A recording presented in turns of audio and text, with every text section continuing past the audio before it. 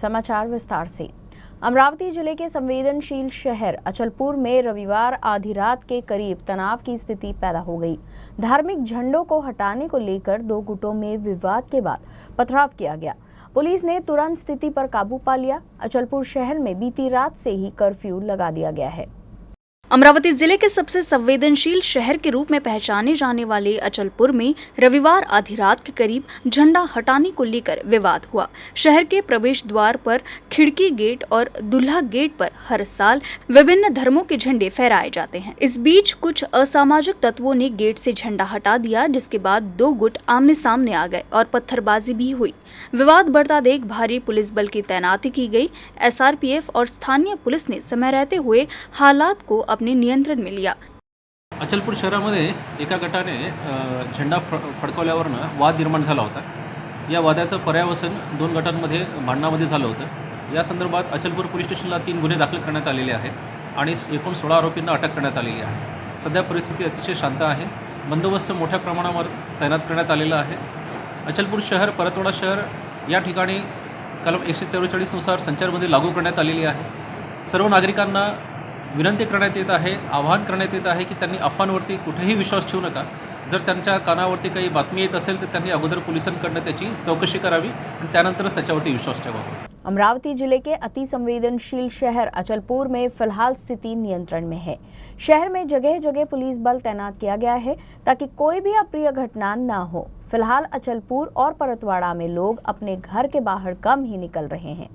अमरावती जिले के अचलपुर में ऐतिहासिक खिड़की गेट और दूल्हा गेट पर अक्सर धार्मिक कार्यक्रमों के दौरान लोग झंडा लगाते हैं, लेकिन इस बार झंडा लगाने के नाम पर अचलपुर और पास के परतवाड़ा शहर में तनाव हो गया। शहर में तनाव बढ़ने पर पुलिस को स्थिति संभालनी पड़ी। शहर में कोई अनुचित घटना न हो, इसके लिए जगह जगह पुलिस बल तैनात किया गया है।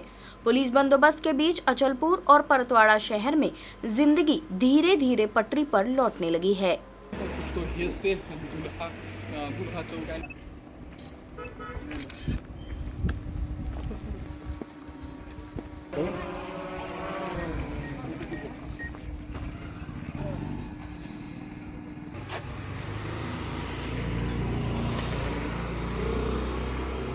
अमरावती जिले के अचलपुर में दो गुटों में हुए तनाव के बाद अचलपुर और परतवाड़ा में संचारबंदी लगाई गई है।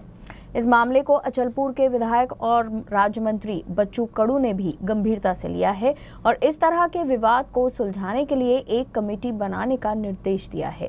साथ ही उन्होंने नागरिकों से भी शांति बनाए रखने की अपील करते हुए अफवाहों पर विश्वास न दें।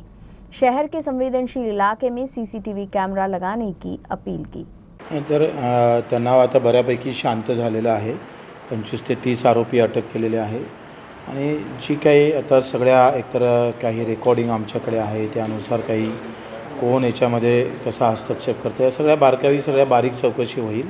कारण हप्त्याभरात सगळ्या जयंत्या चांगल्या झाल्या, अतिशय व्यवस्थित शांततेत शहर होतं आणि एकाएकी थोड्या कारणावरून हे सगळं वातावरण तयार झालेलं आहे। हे सुद्धा प्रशासनाच्या माध्यमातून अतिशय मजबूतीनं शांत करण्याचा आम्ही प्रयत्न करतो आहे। आपण आता निर्णय घेतो एक मोहल्ला कमिटी, कारण नेहमी परतवाड़ा अचलपूरला हे वाद चालू राहतं। सुरेशजी खोपडे जे होते भिवंडीमध्ये ज्यांनी अतिशय चांगलं काम त्यांच्या पॅटर्ननुसार केलं, तर त्यांनासुद्धा आम्ही 25-26ला आता इथं बोलावून घेऊन कायम हे शहर कसं शांत राहील याचा आम्ही प्रयत्न करणार आहोत। वाटतं जे आता असं वाटतं का जिथून काही वाद निर्माण होते तिथे CCTV कॅमेरे आपण लावण्याचा लगेच हे करणार आहोत, कारवाई करणार आहोत। कारण बऱ्याच ठिकाणी दोनही धार्मिक स्थळे एका ठिकाणी येतात, असे कुठं काही ठिकाणं असेल जिच्यामुळे ह्या चांगल्या शहराचं नाव बदनाम होतं, अशांत निर्माण होते, त्यासाठी ते कायम शांत राहावं याच्यासाठी काही उपाययोजना आपण करू। गेटवर किंवा कोणत्या याच्यावर पुरातत्व विभागाचे काही कायदे आहे त्यानुसार त्यांचीसुद्धा माहिती घेतली जाईल आणि कुठल्याही गेटवर कुठलाही झेंडा लावू नये अशा पद्धतीनं समोरचा भूमिका प्रशासनाची राहील।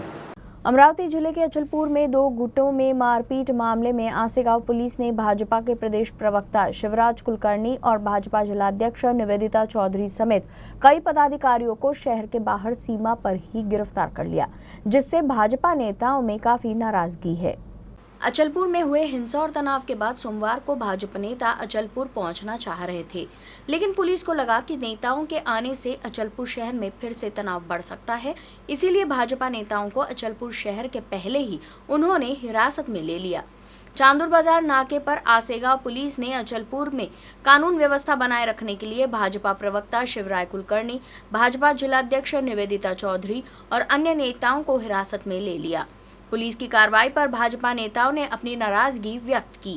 तुम्ही आम्हाला आसेगावला घेऊन चालले, आम्ही पळपुटे नेते नाही आहे साहेब, आम्ही इथे आमच्या जनतेसाठी आलेलो आहे की साहेब आम्ही चर्चा करायसाठी आलो आहे, भानगडी करायसाठी नाही। परिस्थितीला तुम्ही वेगळं वळण देऊन आले, आम्ही नाही। तुमच्या पोलीस स्टेशन मध्ये घेऊन चला, बस एवढंच आम्हाला म्हणायचं आहे। अरे बरे कोणी बीपीचा पेशंट आहे, कोणी शुगरचा आहे। तुम्हाला सांगितलं ना 2 गाड्या घेऊन चला, बाकी गाड्या अचलपूरमध्ये जे घडलं ते महाविकास आघाडी सरकार पुरस्कृत दहशतवादाचं उदाहरण आहे। काल एक भगवा झेंडा लावला म्हणून 2000चा हिंसक मॉब रस्त्यावर आला, लूटमार केली, दगडफेक केली, अतिशय हिंसक मॉब होता, गावामध्ये तणाव निर्माण झाला आणि आता केवळ गठ्ठा मताच्या अनुनयासाठी त्या मॉबला मोकळीक देऊन जे याच्यामध्ये निर्दोष होते त्या लोकांना अटक केली जात आहे। पोलिसांची ही कारवाई पक्षपाती आहे, त्या पक्षपाती कारवाईचा आम्ही निषेध करतो। या महाविकास आघाडी सरकारला सद्बुद्धी आली पाहिजे आणि त्यांनी CCTV फुटेज तपासून ज्यांनी तालिबानी दहशतवाद शहरामध्ये घडवला, अचलपूर शहरामध्ये घडवला, त्यांच्यावर कारवाई केली पाहिजे, ही आमची मागणी आहे। ब्रेक के बाद आपका स्वागत है। संत गाडगे बाबा अमरावती विश्वविद्यालय में एक जनसंपर्क विभाग है। विश्वविद्यालय ने डिजिटल मीडिया में प्रचार के लिए अनुबंध के आधार पर निजी संस्थानों को काम पर रखने का एक व्यवसाय चलाया है। इस तरकीब के इस्तेमाल को लेकर विश्वविद्यालय में काफी चर्चा है। जनसंपर्क विभाग के लिए निजीकरण के माध्यम से पैसे की ये अतिरिक्त बर्बादी क्यों, ऐसा गुस्सा भरा सवाल पूछा जा रहा है। संत गाडगे बाबा अमरावती विश्वविद्यालय के माध्यम से कुलसचिव डॉक्टर तुषार देशमुख ने 11 अप्रैल को जनसंपर्क के ठेके जारी करने के आदेश जारी किए हैं। आदेश के अनुसार विभिन्न कार्यक्रमों, उपकार्यक्रमों, उपलब्धियों, योजना अपीलों, वीडियो फुटेज के साथ साथ सुझावों की खबर, इलेक्ट्रॉनिक मीडिया, यूट्यूब सेवाएं प्रदान करने के लिए सोशल मीडिया का उल्लेख किया गया है। इस आदेश को विश्वविद्यालय प्रबंधन परिषद द्वारा गठित एक समिति द्वारा अनुमोदित किया गया था। विश्वविद्यालय ने 22 अप्रैल तक शिक्षा के क्षेत्र में कम से कम 1 साल का अनुभव रखने वाली एजेंसियों से आवेदन मांगे हैं। अमरावती विश्वविद्यालय के निजी जनसंपर्क करने के निर्णय पर विचार करते हुए हमने पूछताछ की कि क्या महाराष्ट्र के अन्य विश्वविद्यालयों में ऐसा घोटाला चल रहा है, जबकि पास के अकोला में डॉक्टर पंजाबराव देशमुख कृषि विश्वविद्यालय में ऐसा कोई जनसंपर्क अधिकारी नहीं है। वहीं नासिक के जनसंपर्क अधिकारी डॉक्टर स्वप्नील तोरने ने कहा कि हमारे विश्वविद्यालय में ऐसा कुछ नहीं है। उन्होंने स्पष्ट किया कि जनसंपर्क एक स्वतंत्र विभाग होने के बावजूद बाहरी जनसंपर्क एजेंसी नियुक्त करने की कोई आवश्यकता नहीं थी। पता चला है कि नागपुर और गढ़चिरौली में ऐसा कुछ नहीं है। हालांकि यूनिवर्सिटी में कोई भी इस मामले में कैमरे के सामने बोलने को तैयार नहीं है। अमरावती के मेलघाट में बढ़ती गर्मी के साथ भीषण जल संकट के हालात पैदा हो गए हैं। आलम यह है कि इंसानों के साथ पशुओं को भी बिना पानी से गुजर बसर करना पड़ रहा है। ऐसे में अब बिना पानी के कारण पशुओं की मौत की चिंता पशुपालकों को सता रही है। समाज में पशुपालन पर विशेष ध्यान नहीं दिया जाता है, लेकिन चरवाहे अपना जीवन बड़े संघर्ष के साथ जीते हैं। भले ही हमें अपने घर में दूध मिलता है, ये दूध हमें चरवाहों के बड़े संघर्ष के बाद मिलता है। मेलघाट में भी कुछ चरवाहों ने अपने पालतू जानवरों को लेकर लड़ाई लड़कर अपनी हकीकत बयां की है। किसानों और चरवाहों द्वारा इन जानवरों को अन्य प्रकार के रोजगार पाने के लिए भी पाला जा रहा है, लेकिन मेलघाट के लोग जो पशुपालन में लगे हुए हैं उन्हें एक बड़े संघर्ष का सामना करना पड़ रहा है। मेलघाट में बढ़ती गर्मी के साथ पशुओं के लिए पानी की किल्लत हो रही है। यही वजह है कि अब चरवाहों को पशुओं के लिए चारा और खाद्यान्न उपलब्ध कराना मुश्किल हो रहा है। मेलघाट के जानवरों को पानी के लिए दूर दराज की नदियों और झीलों का सहारा लेना पड़ता है। आजकल पशुपालक अपने पालतू जानवरों को लेकर चिंतित है। चारा में जैसे कई खेतों में चारा गेहूँ चने सब कट गए थे, यहाँ चारा की भी दिक्कत आती है। उनको चारा तक कहीं मिलना नहीं है, फिर भी हम सुबह से लेकर शाम तक उनके पीछे जाते हैं। वो हमारी रोजी रोटी है और इनके पीछे हमारा घर चलता है। और इन्हें पशुपालन बोले इतना करना आसान नहीं है, जिससे उन्हें चारा पानी से लेकर सब उनको सुविधा करनी पड़ती है। अमरावती के 265 किसान पिछले 3 साल से कर्ज से मुक्ति के लिए सरकार से फंड का इंतजार कर रहे हैं। जहां 50 लाख रुपए के फंड की जरूरत है, वहीं 10 लाख रुपए ही मिले हैं। लिहाजा अब जिला उप रजिस्ट्रार ने राज्य सरकार से धन का अनुरोध किया है। जिले में किसान आत्महत्याओं के पीछे कर्ज एक अहम वजह है। बढ़ते कर्ज के चलते किसान आत्महत्या में काफी इजाफा हुआ है। राज्य सरकार ने साहूकारों के जरिए किसानों को आर्थिक बोझ से मुक्त करने के लिए करोड़ों रुपए प्रदान किए।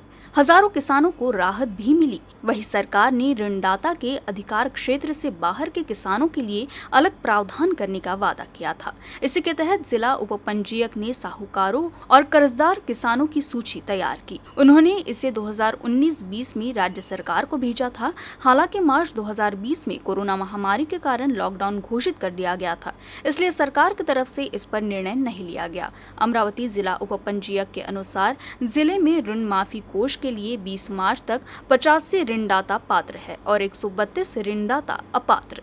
कर्जदार किसानों में 265 पात्र है और 1510 अपात्र हैं। जिला उप पंजीयक कार्यालय ने राज्य सरकार को प्रस्ताव दिया है कि उन पात्र किसानों के लिए 50,26,000 रुपए के कोष की आवश्यकता है, जिसमें से 10 लाख रुपए की धनराशि उपलब्ध करा दी गई है। जिले के 250 से अधिक किसान अभी भी कर्ज के जाल में फंसे हुए हैं। अमरावती तहसील में सबसे ज्यादा शिकायत है। इनमें अकेले अमरावती तहसील में सबसे ज्यादा 113 शिकायतें हैं, जबकि भाटकुली में 5, नांदगांव खंडेश्वर में 17, चांदुर रेलवे में 17, तिवसा में 15, मोर्शी में 11, धामनगांव रेलवे में 24, वरुण में 18, चांदुर बाजार में 5, दरियापुर में 9, अचलपुर में 19 और अंजनगांव सुरजी में 14 शिकायतें हैं। अकोला जिले के गुरुकुंज मोजरी स्थित अखिल भारतीय श्री गुरुदेव सेवा मंडल अंतर्गत केंद्रीय प्रचार विभाग द्वारा ग्राम जयंती प्रचार यात्रा सोमवार को राष्ट्र संत के महासमाधि स्थल से रवाना हुई। ग्राम जयंती के तहत ये यात्रा गांव-गांव जाकर स्वच्छता का संदेश देते हुए राम धुन निकाली जाती है। साथ ही युवाओं को मार्गदर्शन भी किया जाता है। अखिल भारतीय श्री गुरुदेव सेवा मंडल गुरुकुंज आश्रम ने केंद्रीय प्रचार विभाग के माध्यम से राष्ट्र संत के महासमाधि स्थल गुरुकुंज आश्रम से ग्राम जयंती प्रचार यात्रा की शुरुआत हुई।